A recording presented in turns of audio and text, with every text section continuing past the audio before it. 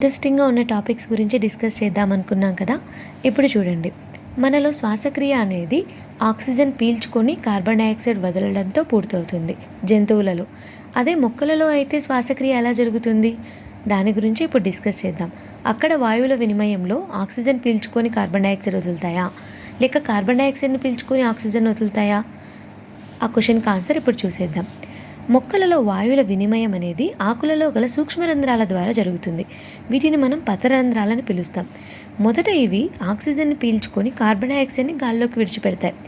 మళ్ళీ ఈ కార్బన్ డయాక్సైడ్ని అట్మాస్ఫియర్లో ఉన్న కార్బన్ డయాక్సైడ్ని సూర్యకాంతి సమక్షంలో నీటితో కలిసి కిరణజన్య సంయోక్రియ జరిపి ఆక్సిజన్ని విడుదల చేస్తాయి.